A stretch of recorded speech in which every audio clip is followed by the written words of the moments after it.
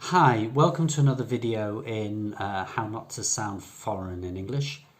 Actually, I want to talk about that a little bit, the whole concept of, kind of sounding foreign. First of all, I think there's nothing wrong with sounding foreign. I sound foreign when I speak Polish, because I don't know if people know, but I live in Poland and I speak Polish, but I'm not that bothered about sounding foreign. Just to be fair, as I'm, kind of talking about people sounding foreign when they speak English, I'll say a few words in Polish so that any Polish speakers can hear just how foreign I sound and that I've got nothing against sounding foreign. So, dzień dobry, jestem Julian, jestem Anglikiem, mieszkam w Gdyni od, nie wiem, 20 coś lat, więcej nawet. I spróbuję uczyć się polskiego, ale to jest, gramatyka jest okropna. Okay, so that's me speaking Polish, and any Polish speakers can certainly hear how foreign I sound. So there's nothing wrong with sounding foreign. However, let me say a few words about this whole concept. If somebody made some videos about how not to sound foreign when you speak Polish, I would be very interested, even though I'm not that bothered about sounding foreign. It would be interesting because it would show me what are the main, if you like, traits of speaking the language properly.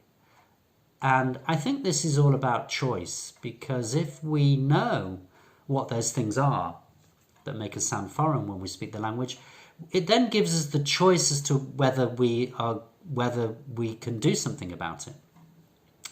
So it's interesting from that point of view. I think it's just interesting as well, just from the point of view of learning a language. What is it about the language which makes you sound like makes you sound foreign, basically?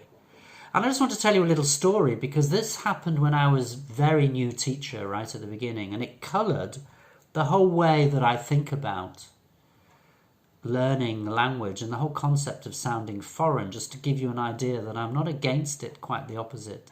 I'm not against the idea of sounding foreign. It's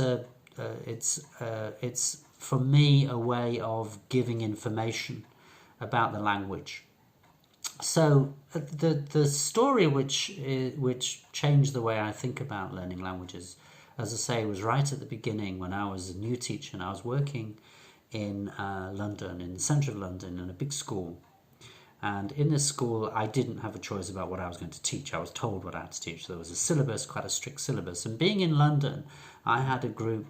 Every group that I had that I was teaching was different nationalities. There was literally one of different nationality in this group. Particular group I had, it was about pre-intermediate level group. There was a Spanish woman. There was 2 Russian women, there was a Nigerian woman, there was an Iranian guy, there was a Portuguese guy, there was an Italian guy, and there were a few other nationalities. Everyone was different nationality. And I was told on this particular day that I had to teach something about pronunciation.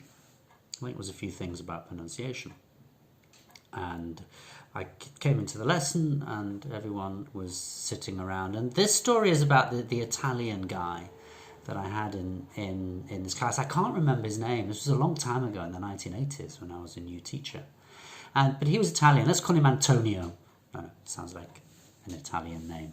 And Antonio was a very stereotypical Italian guy. He was good looking, very relaxed, very, very personable, very nice, but very relaxed about grammar and stuff like that. He just wanted to talk and he wanted to communicate.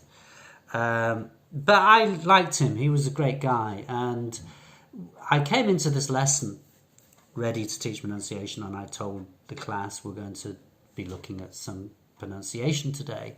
And he asked me a very interesting question which stumped me a little bit. He said to me, "Why are we learning pronunciation?"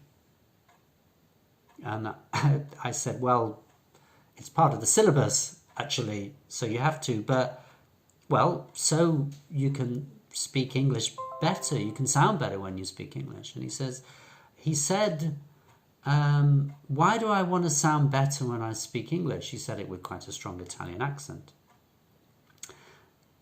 And I said, well, I suppose because it will make you sound more English when you speak English if you have better pronunciation. And this is what he said, which was very interesting, which stayed with me for the rest of my teaching life until today. He said, why do I want to sound like I'm English? I'm Italian. I'm not English. And I said something like, oh, well, it's better to understand people, something like that. But what he said stuck because he had a point. Why would an Italian guy want to sound English when he speaks English? He's Italian. And this is how I feel a little bit when I speak Polish, because quite often people say, oh, your Polish is not bad, you make a few mistakes, but you have a very strong British accent when you speak Polish. And I usually repeat what Antonio says and say, well, why do I want to sound Polish? I am English. So if I sound English, that's okay, just as long as you understand me. Of course, I do also think maybe I should sound more Polish when I speak, because it would be interesting to know how to do that. I don't really have Polish lessons, so I've never had a teacher like I'm showing people in these videos. I've never had a Polish teacher, tell me what would make me sound more Polish, particularly. It would be interesting if they did.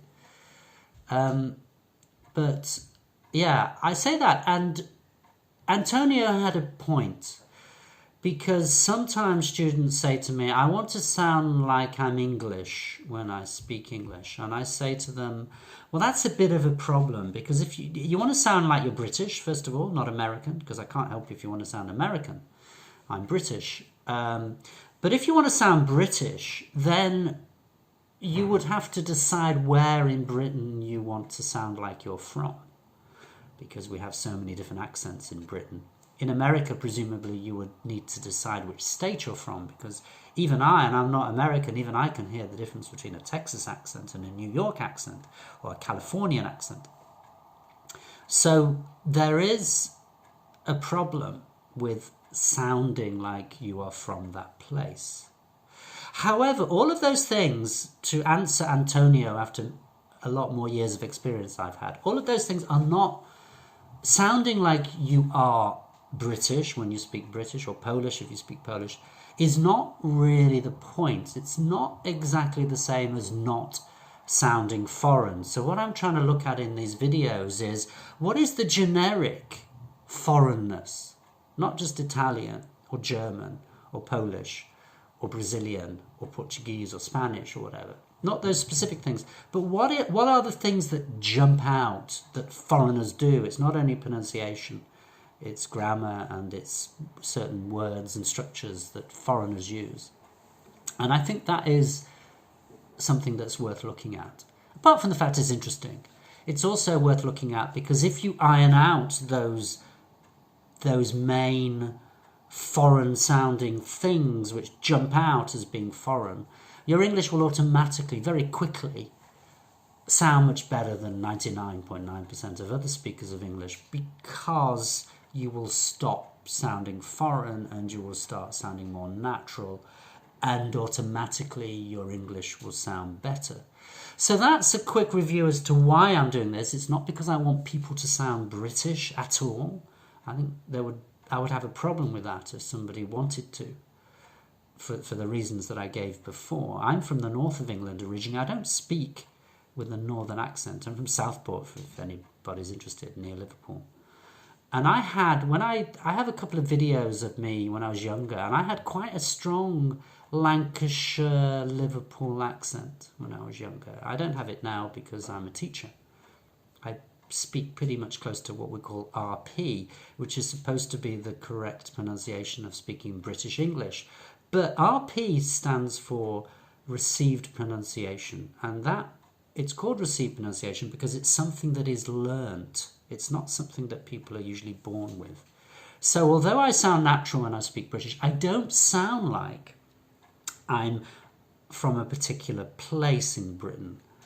And that again is why it's important to at least look at what are those things that sound foreign, without worrying about sounding British, or you're trying to copy someone who is from a particular part of Britain. The same would also be the same for Australian English or American English, the other types of Englishes too. So don't worry about this. This is not something that is, I'm trying to get people to mimic a native speaker. What we're trying to do is to look at what are the things that jump out and make you sound more foreign and much less natural. That's the whole point of it. I hope that clears up a little bit what the point of doing these videos are. And if you've got any comments to make, put them in the comments below, because I would be quite interested to hear them.